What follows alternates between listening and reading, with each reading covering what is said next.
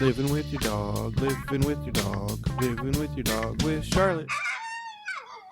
Hi, welcome to Living with Your Dog. I'm Charlotte Pelt, Certified Dog Behavior Consultant. From Pet Food News, there's the question, what do 10 years of recalls tell us? And this is from Susan Thixton. Kibble was the number one style recalled. Pathogenic bacteria was the number one cause. But the most startling statistic confirms the FDA fails pet owners. In the past 10 years, January 2012 to October 2021, more than 327 million pounds of pet food has been recalled. That is similar to the weight of 91,000 sport utility vehicles. Jeez. The causes of recalls in pounds within each category are highlighted in this graph that I can see that I'll interpret for you. So 10 years, we had 327,140,000 pounds. Kibble was 66%, can 32%, raw 0.6%, and other, whatever that could be, 0.1%. So we had one large section, which was excess thyroid gland, which was canned. The pentobarbital was 91 million pounds. That's the euthanasia drug, folks, that was found in the dog food, and it was 100% of it was in cans. Aflatoxin, which is found primarily on corn, I think. It was 60 million plus pounds, all kibble. Mold, 167,000 pounds. Kibble, 30%, 69% other, and I don't know what that can be interpreted as.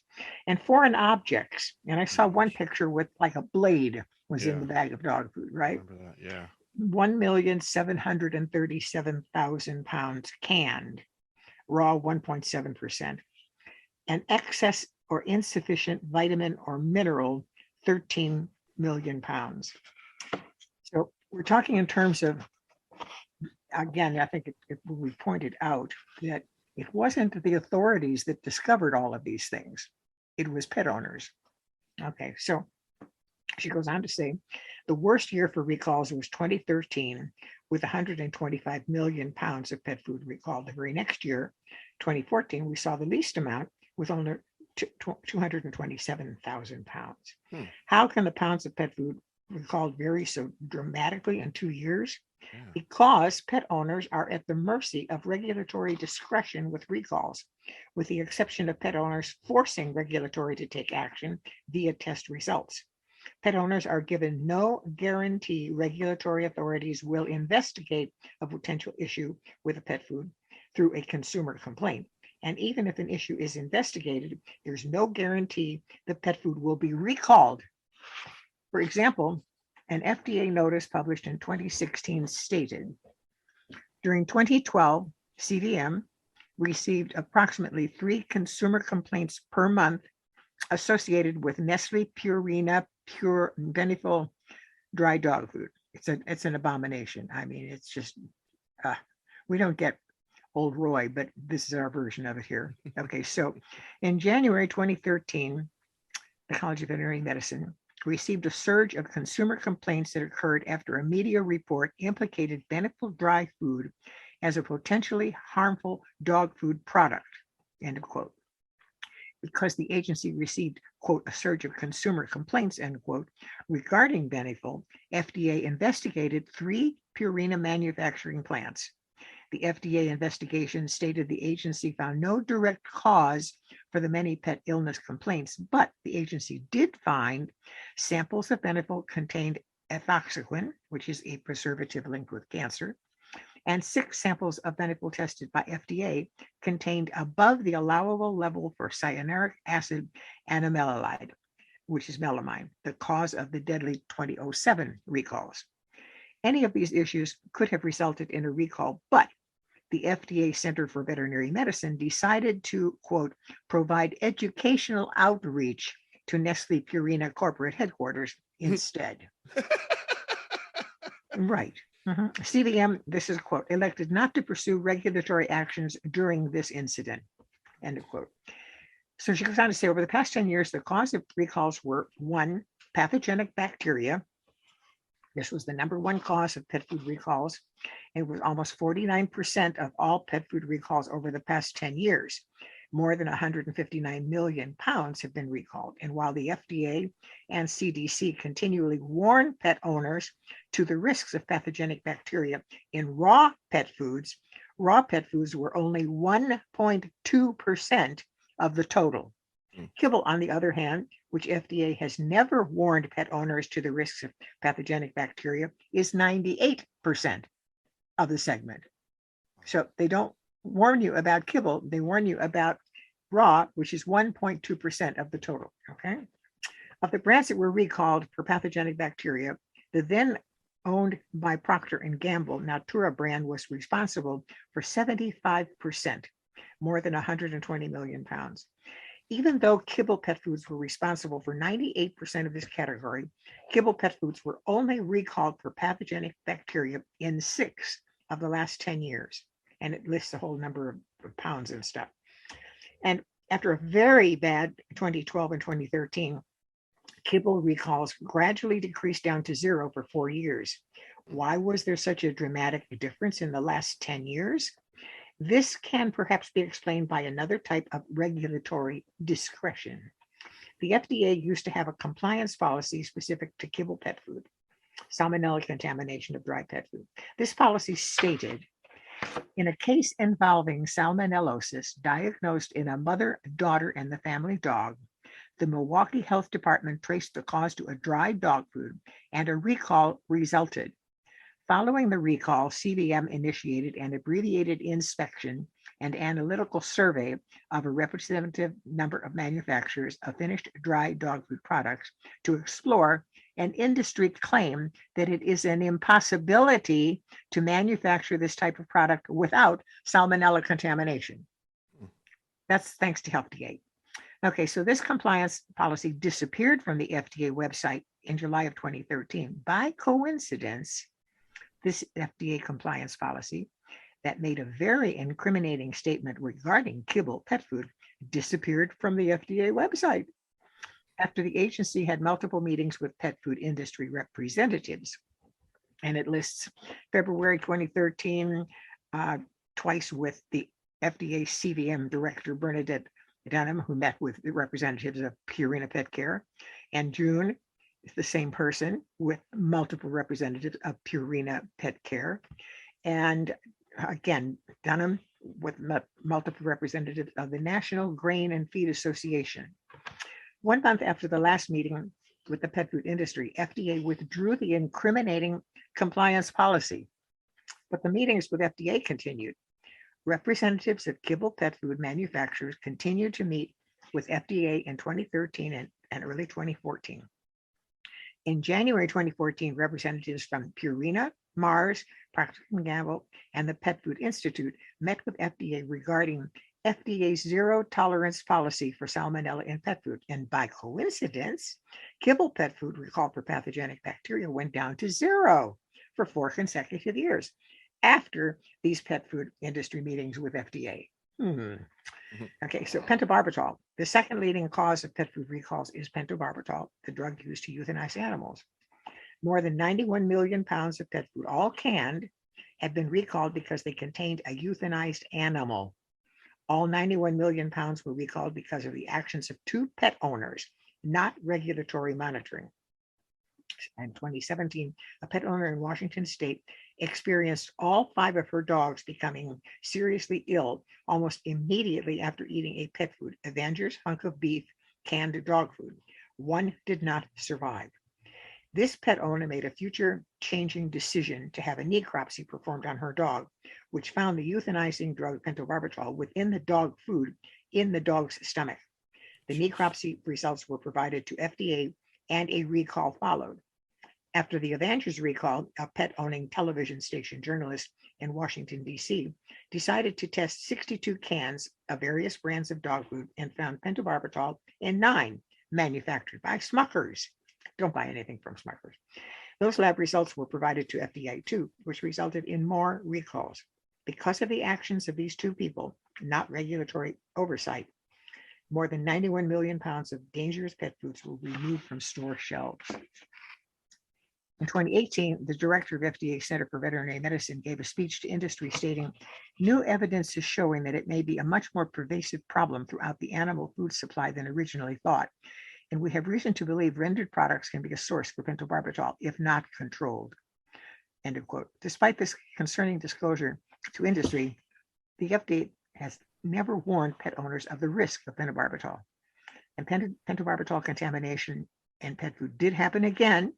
And however, this time the FDA did not force a recall. They didn't recall this stuff. Right? Okay. And then number 3 is aflatoxin. This is the third leading cause of pet food recalls over the last 10 years for deadly aflatoxin contamination. More than 60 million pounds of pet food were recalled. All were kibble. More than 99% of the aflatoxin recalled occurred in 2021 and the last 4 months of 2020. The other less than 1% occurred in 2013. Aflatoxin is a mycotoxin and are molds prone to grain ingredients. Corn is very susceptible to mold, especially feed grade, pet food grade corn. And corn is the number 1 most commonly used ingredient in pet foods. Corn is the one ingredient that I continuously suggest that people never buy food that contains corn. And the chances are that just about any product found on the shelves in the supermarket are going to start with corn. Okay. Yeah. Again, the largest majority of pet food recalled for aflatoxin, all of the Midwestern pet food recalls was discovered by pet owners, not regulatory oversight of pet food. Pet owners with sick pets tested the Midwestern pet foods and found extremely high, deadly levels of aflatoxin. Those results were provided to regulatory officials and recalls followed. The FDA did issue a warning letter to Midwestern pet food. However, it wasn't issued until 7 months after the recalls. Okay, and number 4 is the excess or insufficient vitamins and or minerals. And some of you may remember that we did the overdose of vitamin D recently. Mm-hmm. Yep. And it was due the 4th leading cause of recalls was insufficient, containing an excess level or insufficient level of different vitamins. Foreign object, in the past 10 years, more than 1.7 million pounds of pet food has been recalled because of a foreign object being included. And 98% of those were in canned pet food. How can that happen, right? How can we have that stuff? Mold. In the past 10 years, more than 167,000 pounds of pet food has been recalled containing mold. The majority of these recalls, 69%, IAMS. And that's one of the supposedly top brands, IAMS, which was owned by Procter & Gamble. And I don't understand how people can welcome having a company like that in charge of the feed that they're giving their dogs. Procter & Gamble's no longer doing that. And it was in a top product, IAMS Shakeables. IAMS has been supposedly a highly respected product. And number 7 is excess thyroid gland. And that was 254,000 pounds. I don't know if anybody can begin to imagine, I can't, just how much that is, how many bags of dog feed. That's what I was going to say. Yeah. I mean, we tell people not to buy the, 20-pound bag, but this is like, this is more than is on the shelves in the supermarket at any given day. Absolutely. Millions and millions and millions of pounds. I think that comparison to 91,000 sport utility vehicles gives us a concept. 91,000 SUVs. Yeah. That's a lot of dog feed. Yeah, absolutely. Okay, and she goes on to say the most startling statistic of all, more than 149 million pounds of pet food recalled over the past 10 years, 45% was only recalled because pet owners investigated, tested, and proved to regulatory authorities why their pets died. All of the pentobarbital recalls and the majority of the aflatoxin recalls were directly due to pet owners. They had necropsies performed, they tested pet foods. The FDA Center for Veterinary Medicine should be ashamed of this statistic. They're not. Let's be face it. Let's be serious. They don't care. Pet owners are encouraged to report this statistic to their elected officials, demanding they investigate the FDA's methods of regulating pet food. If your pet becomes ill or dies, you believe is caused by a pet food, please report it. Now, this is from Susan Thixton. One of the things that happens here is your pet gets sick, you take it into the vet determines that there's a bacterial infection or there's something, and may not necessarily make a direct link to the dog food. Maybe the dog ate something or whatever. And so it's really important for people to understand that if there is some reaction that takes place, especially shortly after eating, that it is linked to the food feed. It is. And that's when they have to start doing a reporting. Well, the vet doesn't want to blame the dog feed because the vet is the one who sold you that dog feed. And it may be that you bought it in a supermarket, but again, he is selling stuff. Yes. Now, what he's selling is generally a lot more expensive than what you're going to find on the shelf in the supermarket. But does that mean it's better? Not necessarily. That, generally speaking, we can be very certain of one thing. If it's really cheap, it's garbage. We know that. Yeah. But you can spend a lot of money on something and it's not very good. And that particularly affects Hill's, the science diet, because I can recall reading some of the labels. Corn was the first ingredient. I remember one, peanut shells. Yeah. Was the first ingredient in the package. And we're maybe talking $100 a bag. Oh my goodness. We're not talking cheap stuff here. And it's processed food. And I think a lot of our listeners are people that probably have a very limited amount of processed food in their houses, in their homes for themselves. Maybe they get a bag of potato chips to go with the beer in front of the football game or something like that. But in general, I would suspect that our listeners are not surviving on hot dogs. And, I just don't see the people listening to this program is doing that. And yet many of them think nothing about opening a bag of processed feed and putting it in their dog's bowl twice a day. It's like, wake up already, wake up. The same thing over and over again. And if that feed, it has something bad in it, which could very well be the case, you're poisoning your dog 2 times a day. That's right. And Dr. Karen Becker says that, this is processed food, but she goes on to say that when you're talking in terms of what's in a package, it's probably been processed. Something in there has been processed at least 4 times. Wow. I didn't even think about that. Yeah. As the ingredients come along. So the animal protein source has been processed. The grains have been processed, the fats have been processed, and then they're put together and they're processed. And so she and Rodney have indicated that there's a 4-link reprocessing chain for the processed food. Goodness. Yeah. Right. So let me ask you this then, Charlotte. All of those like regulatory people and oversight people, what do they do all day? They draw salary, I'll tell you that much. They're drawing a problem. And that's a tax. That's get paid by taxpayers. I mean, if it's FDA and those are government FDA would officials. definitely be paid by taxpayers. Obviously the pet feed food industry is paid by people buying their products, and of course their regulatory authorities are answering to the board of directors and to the shareholders. Right, that term, regulatory discretion. Yes. I love it. In other words, we do what the hell we want.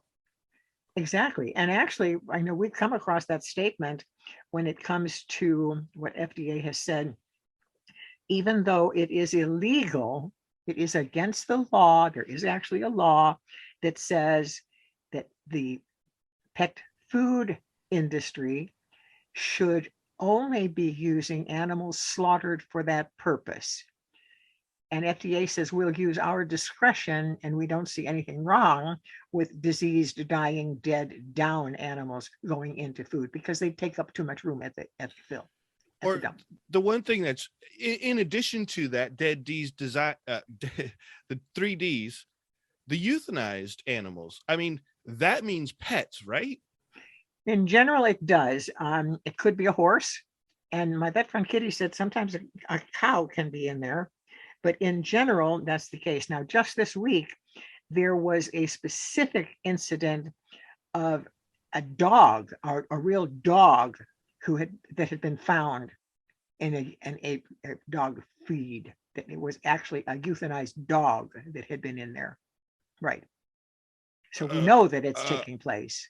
I'm speechless. That is gross. Absolutely. That's unethical. It's against the law, but it happens all the time because what the authorities say is they would take up too much space in the landfill. We can't have that. Yeah, it's better in our pets than in the landfill. Yeah. Mm-hmm. That's only because it's cheap. Follow the money. Exactly. Follow the money. And not only that, when they say, that the recalls went down to 0. After they had discussions with FDA. Right. I can say, yeah, I can just say that.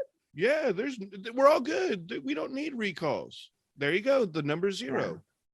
Now, in all fairness, there are some private companies out there with people that are really trying to provide high quality. That's a conundrum, in my opinion, but they're doing their best to provide quality dry food for dogs and cats. Now, cats should never eat dry food, not ever, ever, ever, because they evolved as desert creatures and got their only moisture from their kill. Well, you don't find a lot of puddles out in the desert, folks. So in general, they will never drink adequate amounts of fluid to compensate for having dry food.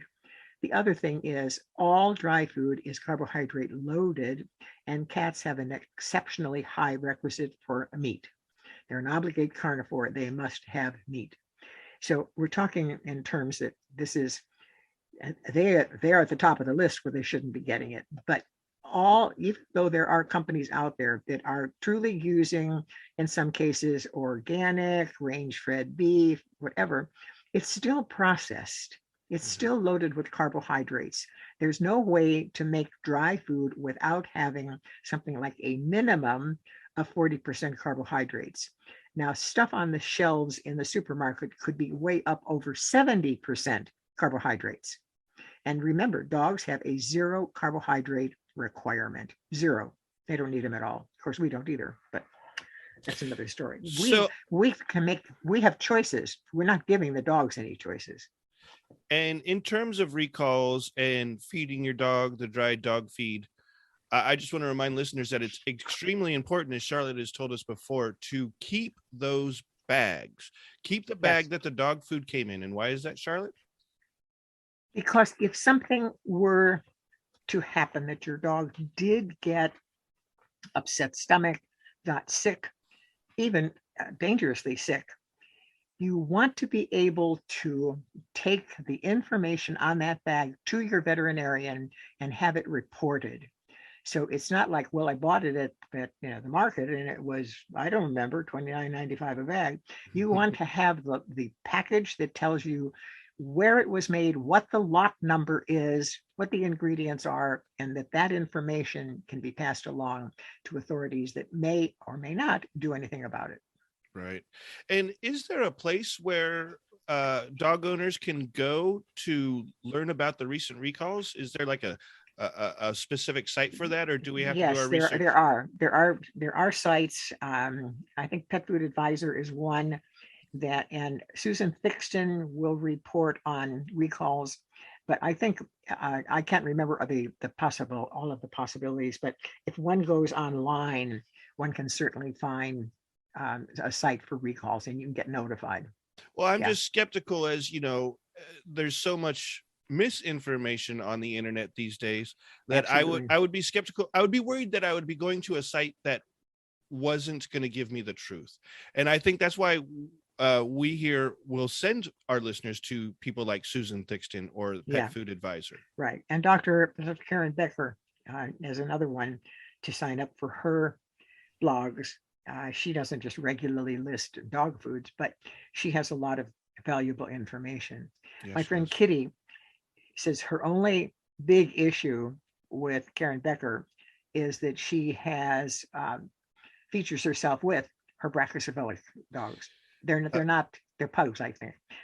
They're not English wool dogs, but they're still brachycephalics. And it's my opinion, and it's certainly my friend Kitty, the vet's opinion, that any time these are presented, whether it's photographs in a magazine or some well-known or unwell-known person holding one, they're being promoted. Yeah. It's a promotion for the breed. And we should never be promoting brachycephalics. She listed, when I was chatting with her this morning, she listed, I mean, the list went on and on and on and on and on about all of the problems that veterinarians have trying to treat dogs with brachycephalic conditions. Yeah. Oh, yeah. And in fact, not to change the subject, but I'll take that lead. As I discovered, I was on Dr. Judy Morgan's Facebook page this morning, and she has so much information. In fact, I think she does like live videos every day. Well, she'll come on and give viewers a lesson in some sort of dog treatment. It's really good. She has a lot of information. But I saw a post on Judy Morgan's page that said Norway had banned the breeding of the Cavalier King Charles Spaniel and English Bulldog. Wonderful. Yeah, I thought you'd like that. Wonderful. And the Cavalier King Charles is very, very interesting in that they have been bred where their heads are too small for their brains. Really? Yes. That there have been instances where people have actually drilled holes in the brain in the skull to help allow space. I mean, huge suffering. It's not just the brachycephalic pushed in nose breathing problem, but that's a breed that has been suffering for a long, long time with that kind of thing. And because they're so-called cute, people buy them, and then of course every time somebody buys one, you're promoting somebody else to breed more. Oh my gosh, your dog is so cute. I want one for my own. There you go. Mm-hmm.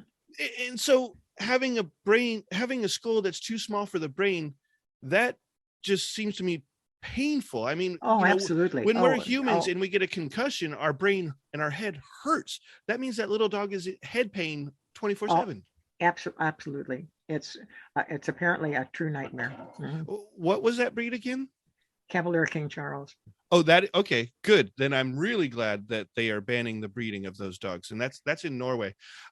What about the Cocker Spaniel? Is that a brachycephalic dog? Brachycephalic, yeah. They've got a pushed in face. The Cocker Spaniels have suffered a great deal over the years. It was a very, very, really top of the line popular dog. Right. Oh, I don't know, 50, 60 years ago. And then one of the things that seemed to begin was, instead of it being the cute, lovey dogs that got along with all the kids, it became really nasty. And then there were other health issues, which always happens when a breed becomes popular. It always happens because there are the ruthless people that will take anything they can get their hands on and breed it and produce puppies without ever giving a thought to the health. Oh, when dog breeds get popular, they tend to eventually get more sick because there's more of them and people breeding them in bad ways. Absolutely. Oh, yeah. Wow. Yeah, there's no question about it. No question. And it's true with every breed that has ever had any degree of popularity. Yeah. So it's us. We're doing it to them. That's right.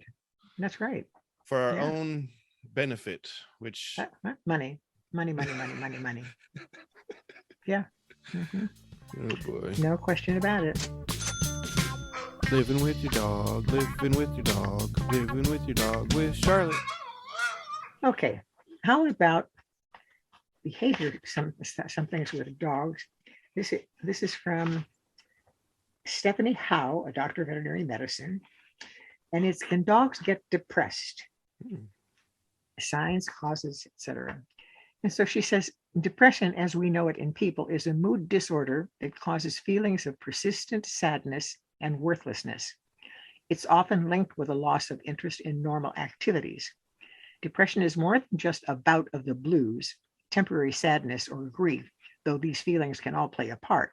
In humans, it can range from mild symptoms to debilitating and chronic condition that interferes with the ability to perform daily activities. Treatment for human depression typically includes medication and therapy. But what about dogs? Can they get depressed too? Do depressed dogs feel the same? And what's the treatment for dog depression?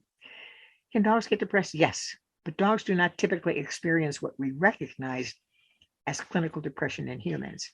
That being said, our canine family members can certainly feel depression in the form of blues, sadness, and grief. And while we can't ask dogs about their feelings, we can recognize signs that show that dogs certainly can experience these emotions. Dr. Gregory Burns, Distinguished Professor of Neuroeconomics and Director of the Center of Neuropolicy at Emory University, has done research on dog emotions that gives us better insight. Dr. Burns conducted non-invasive magnetic imaging resonance studies, MRIs, on nearly 100 dogs and has tracked the areas of the human and canine brains that are active during certain emotions. His research shows that the areas of the human brain that are active when experiencing certain emotions are also active in dogs. We can extrapolate from this data that the dogs are experiencing similar emotions while these areas are active. Depression can show up in many different ways depending on the cause. A pet that's depressed from the loss of a long-term companion will act differently than a pet that is grieving the loss of a normal routine during a move. Hmm. A 2016 study out of New Zealand and Australia looked at the signs of depression in dogs and cats after the losing of a companion animal. The signs may include a decrease in appetite, sleeping more than usual or appearing lethargic, demanding more attention or being clingy and needy with their owners, frequenting areas of the home where their companions spent the majority of their time, a change in vocalization, meowing, barking, howling, etc., more than usual. They concluded that the dogs mirror the stress levels of their owners rather than the owners responding to the stress in their dogs. Dogs can pick up on our moods and recognize our facial expressions and body language. They know when we are happy or sad, and our moods can affect them. So, similar to humans, depression and its effects can be different for each dog. To help your dog, you need to find out what is causing the symptoms. Now, this is an important comment. We may go ahead and treat something, but we really need to find out causes. I don't care what it is that we're working on. It's fine to treat, but we need to get to the root of causes for things, not just treat. So she goes on to say, thankfully, dogs are pretty resilient creatures. After a depression inciting event, small changes can make a huge improvement to their emotional state. And here are a few ideas that may be helpful. Set up play dates. If your pet is missing a furry friend, engaging with another dog can help fill the void. Adopting another dog can also help, but you should not make this decision solely to cheer your dog up. Bringing a new pet home needs to be in the right fit for both of you and your pet. Increase mental and physical stimulation. This could be taking your dog on extra or longer walks, playing fetch consistently, giving them a new enrichment or puzzle toy, or encouraging them to engage in some of their favorite activities. Make sure they are eating. Adding a topper to their food temporarily can encourage your pet to eat. A sudden change in diet can lead to digestion issues, so do not change their diet completely or abruptly. Give them some extra individual time. This is not time spent in a kennel or alone at home, but time where they can enjoy a mentally stimulating toy or activity like a Kong with frozen Kong stuffing inside, treat dispenser toys, puzzle games, or chews. Respond appropriately. If your pet's depression is causing them to act out, you need to direct your behavior so you are not inadvertently reinforcing a bad behavior. Reward appropriate behavior with attention, treats, etc. You should not punish unwanted behavior in general, and it especially does not work for pets suffering from depression or anxiety. Now, when you have unwanted behavior, one of the very first things you want to do is ignore it. Anything you do to interact is reinforcing it. That's very tough for people to deal with. Yeah. It's important to know what a relaxed dog looks like so you can monitor their return to normal. A relaxed dog will have an open mouth with no facial tension, and they may pant. Ears can be a bit tricky since they come in all different sizes, shapes, and sometimes not at all. But generally, a relaxed dog will have their ears slightly back or out to the sides. If your dog is relaxed, they'll hold their tail out in a low or neutral position with an easy wag, and when they play, their body will be loose and wiggly. These, incidentally, are very good reasons why healthy tissue should not be amputated, meaning tails and Tail. ears. Yeah. Right. Okay. When to see your vet about the dog's depression. It's important to know when to contact your veterinarian when your dog is showing symptoms of depression. Your dog should be seen right away if they are very lethargic or not eating, have stopped improving, develop other symptoms like vomiting or diarrhea, unusually aggressive behavior towards people or other animals, which always should be investigated if it's something that shows up suddenly, because there may be many different physical causes for that. Okay, inappropriate elimination in the home. She says we can also see other signs of depression, sadness, or anxiety in pets, depending on the situation. You may see signs like withdrawal from social situations, hiding, increase in destructive behaviors, and not wanting to participate in what would be normal play activities. When a veterinarian is looking to potentially diagnose a pet with depression, the first step is to get a thorough medical history from the pet parent. Knowing about any changes in the home can be extraordinarily helpful in determining if depression is the cause of any clinical signs your pet is showing. Other conditions that can be confused with dog depression, unfortunately, the symptoms of dog depression can be similar to other medical conditions. Chronic pain is often mistaken as depression in older pets. And to further confuse matters, stress from depression can make underlying medical conditions emerge. Canine cognitive dysfunction syndrome is a condition associated with the aging of a dog's brain, which can affect their awareness, memory, learning, and response to certain stimuli. CCD can have signs similar to depression. If you have an older pet, usually 8 years and above, that is starting to show these signs, ask your vet about CCD. If your dog is showing signs that are consistent with depression, especially in the absence of a life-altering event, they should be evaluated by their primary care veterinarian to look for an underlying cause. If your dog's symptoms of depression are accompanied by any other signs like vomiting, diarrhea, severe lethargy, significant aggression, peeing or pooping more often, and so on, get your dog in there yesterday. What causes dog depression? If you suspect your dog is suffering from depression, think about what has changed or is changing in your life, such as changes in their environment or social situations. Any significant change to a pet's normal routine can cause stress and or depression.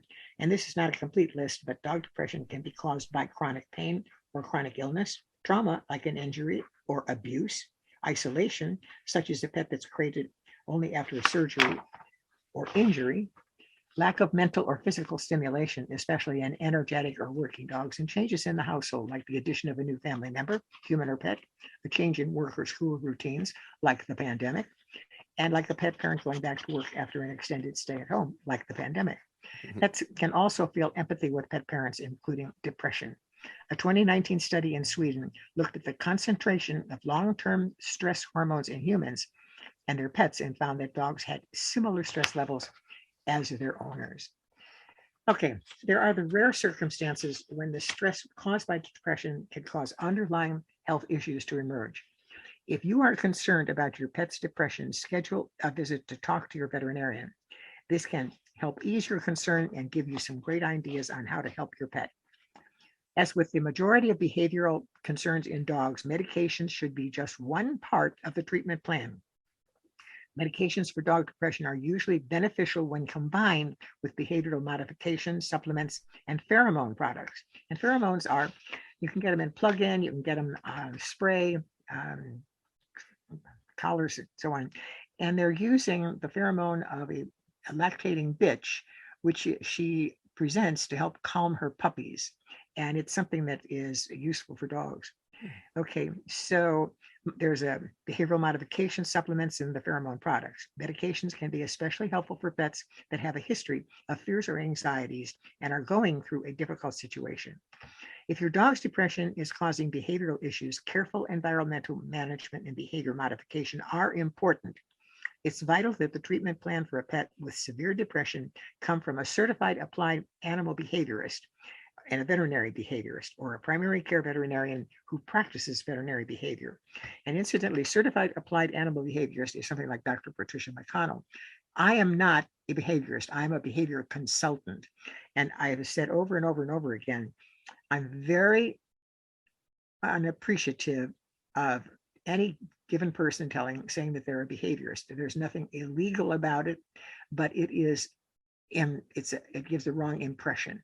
So there is only the certified applied animal behaviorist, which is like a PhD, and a veterinary behaviorist, which is an additional degree after becoming a veterinarian.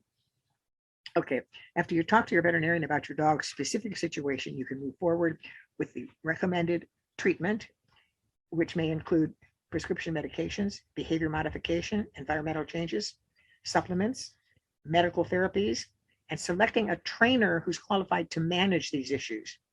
Thankfully, your pets have us as their advocates for their mental health. When you notice changes in your dog's behavior, you can work with your veterinarian to ensure they are getting the care they need for their depression. So yes, dogs can get depressed, and it's something that we really need to give attention to and help them along the way. Okay, I got a couple questions for you. All right, here we go. First off, let's see, this article from Dr. Stephanie Howe kept saying, see your vet, take your dog to the vet, take your dog to the vet.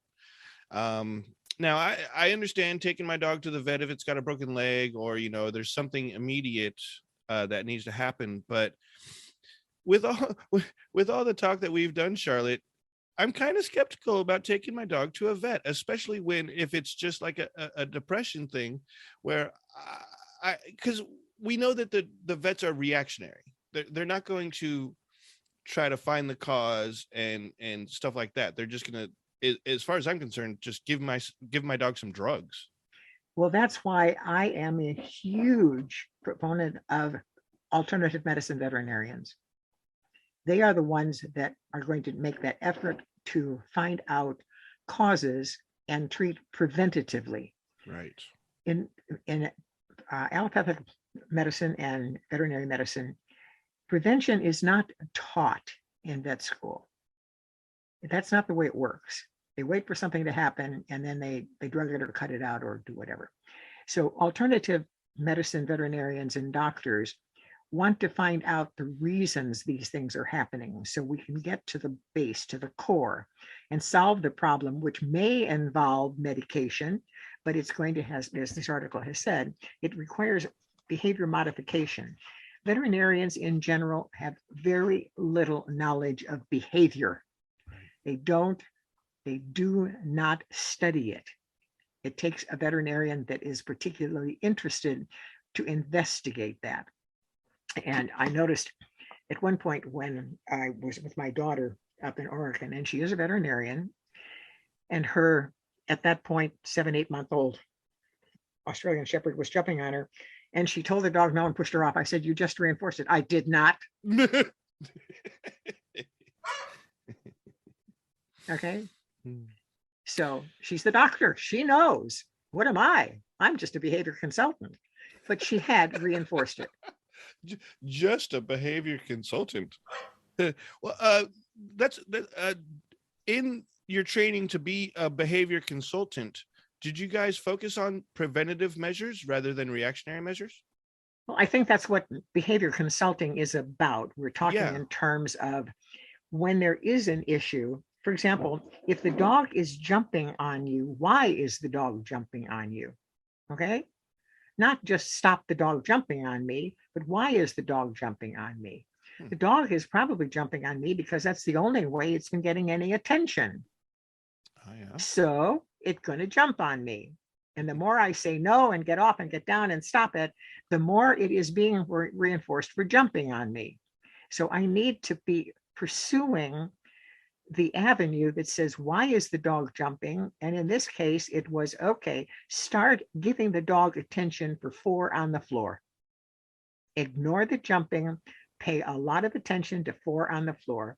And I often recommend get a little container and have at least 25 tiny treats in it and be sure that you have handed out every one of them during the course of every day, catching your dog doing something right.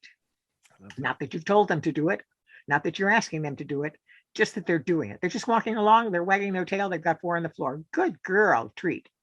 So then what happens is your dog is beginning to figure out how to train you to come up with the treats. I don't care if that's what she thinks. That's what they're thinking. That's what they're thinking. They're training us. Oh yeah. Oh yeah, sure. It would make sense to me if I were in her position, that I do this and she gives me a treat. It works like a charm. I love it. I love it. I'll do that again. All right. So in your work as a behavior consultant, have you ever dealt with and treated a depressed dog? I haven't. No. Okay. No, I haven't. And I have not been practicing behavior consulting for quite a long time because of the moves that I've made. And I don't have a training school. So I'm not openly dealing hands-on with dogs, but for the many years I don't ever remember having that as an issue. Now, one thing that would mean this is the case is that because of me being a positive reinforcement trainer, the people that wanted that kind of training were already a step ahead of the average bloke in that they were trying to train good behavior modification methods. They were observing their dog. They were positively interacting with their dog. They were making an effort to make their dog's lives more interesting, more pleasant, more workable, rather than shoving them out in the backyard and tossing them a bowl of food. So there's a difference. If you're talking in terms of trainers that are punitively based, the people that are going there, they want a quick fix. Oh, we're going to get a quick fix. We're going to get a quick fix. Totally. And that's not how good trainer management behavior change really works. We need to figure out why it's happening, get to the cause of it, and begin to reinforce the desirable behavior, not just punish. There's a downside to punishment. It's not teaching the dog what to do. So those who sought out your services as a behavior consultant weren't the folks looking for the quick fix. If they were, they didn't stick around very long. Right. Okay. Yeah, I'm sure you probably ran them out. Yeah. Now, when I was living in Mexico, for 10 years, I wrote a weekly column in the English language newspaper. So I already had a step in the right direction that I became known. And it was at that time a small town. So when I walked, I always had to allow extra time because early on in San Miguel de Allende, if you needed to do banking, you had to go to the bank. If you wanted meat, you had to go to the butcher. If you wanted chicken, you had to go to the polleria. It wasn't like you went to a supermarket. That changed over the years. But whenever I would go to the center of town to do my banking and to pay the electric bill or whatever, I always had to allow time because somebody would say, Charlotte, do you have a minute? Oh, I bet you loved that, though. I did. I was never reluctant. I wouldn't imagine so. I mean, it's obvious your passion is to help others and their dogs and their animals. It's just very rewarding that they would think to ask. So. That's awesome. And your passion is infectious, and that's why I've loved working with you for all these years, and that's why I know our listeners really enjoy the program. All right, getting back to this article by Dr. Stephanie Howe. And I heard you say it too. I'm just a bit concerned. Ignoring unwanted behavior. Now, right. I totally understand that, the dog is jumping on you or the dog's doing something, but what if that behavior is dangerous?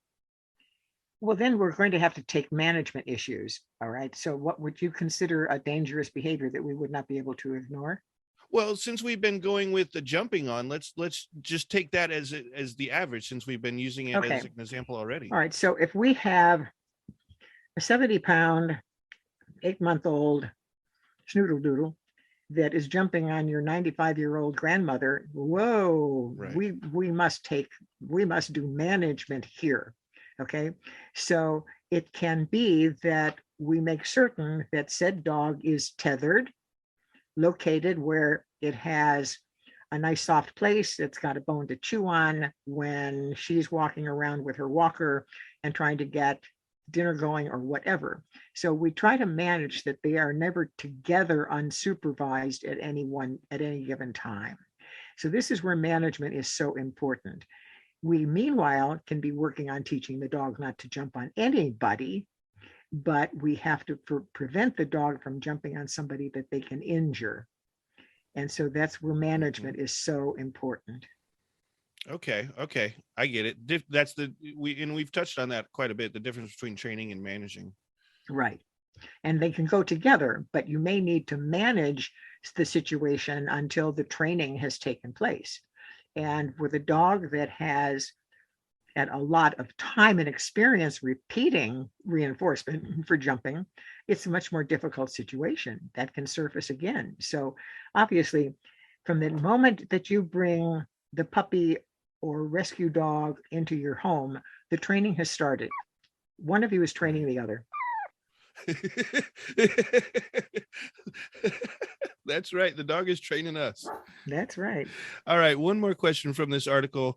And I've heard you touch on it and have different opinions about it before, in terms of adopting a new pet for the sake of a dog or even yourself.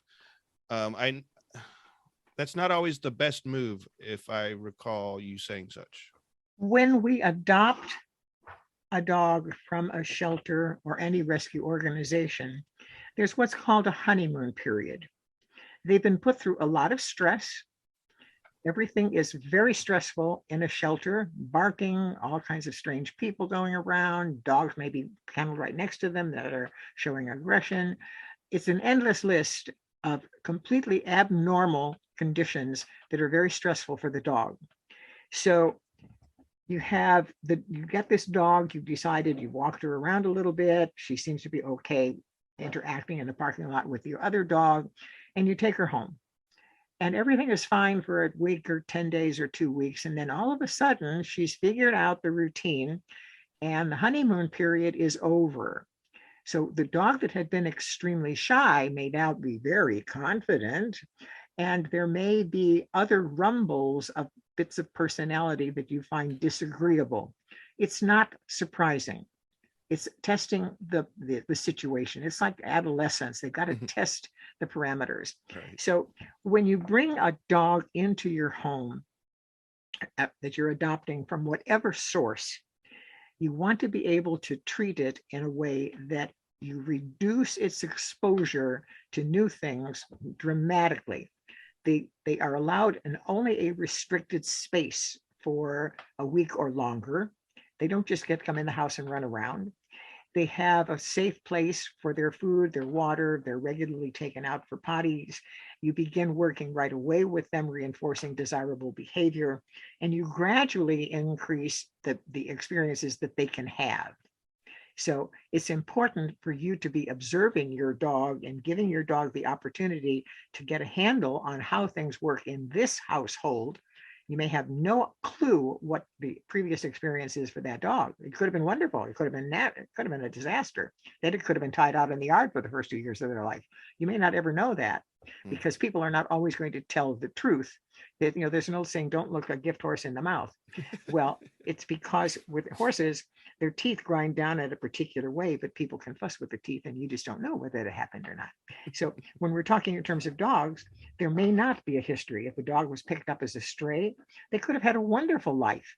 And they may have jumped out of the back of a pickup truck that's 100 or 200 or 500, 1,000 miles away from here by now before they've discovered that their dog isn't back there any longer, which of course is a stupid thing to put a dog in the back of a pickup truck. Yeah, I saw that yesterday, and every time I see, not to get off topic, but every time I see a dog in the back of an open pickup truck, I think of you, Charlotte, and go, oh, poor dog.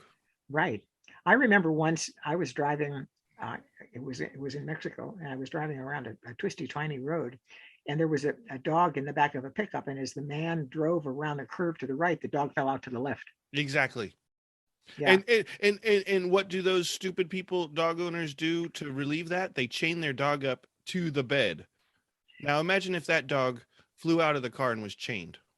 Whenever if you're going to travel with the dog in the back of a pickup, the dog should be chained. The chain should be at the very middle behind the window, and it should be short enough that the dog cannot reach its nose to the edge of the pickup truck. Exactly. I'm glad you pointed that out. Yeah. Yeah, they cannot reach their nose. If they can reach their nose, they can flip out over the side. Exactly. Yeah. Oh, those poor dogs. Or like they're driving down the freeway and the dog is sitting in the back shivering and Right. Yeah. overstimulated, doing the whole running back and forth to the other side. And as you've mentioned, the wind, there's things that are flying in the wind that could hit their eyes or get in their ears. Oh, and then in the other time, it's 95 degrees outside and they're in the back of a black bedded pickup truck. Oh, yeah. There you go. They may as well be on the asphalt. That's right. And which is a good point.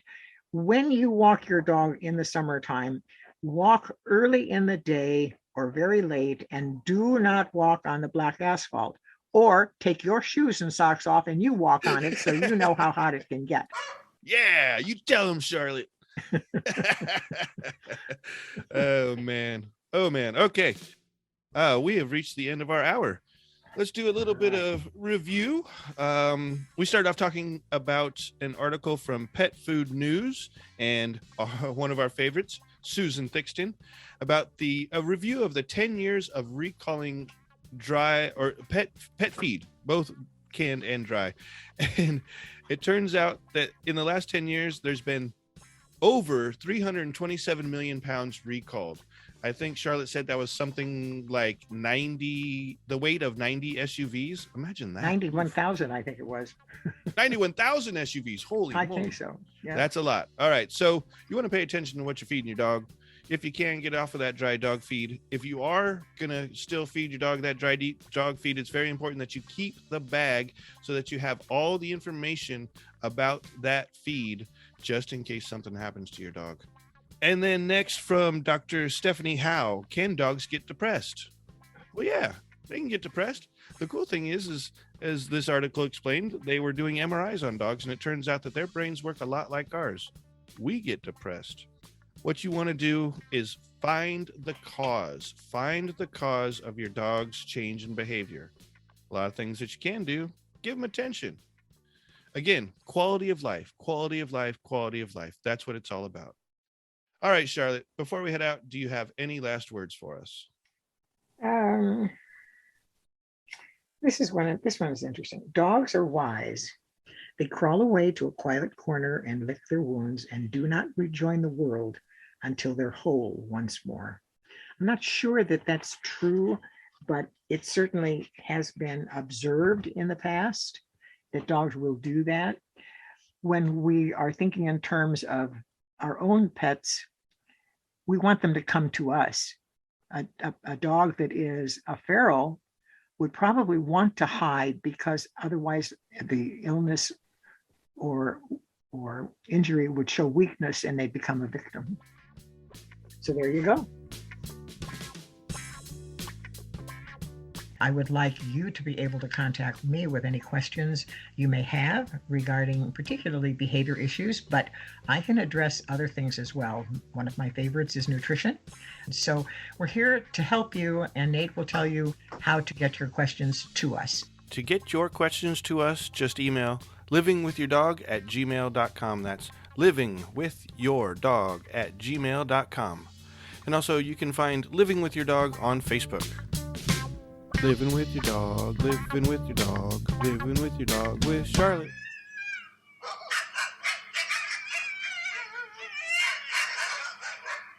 Isn't that cool?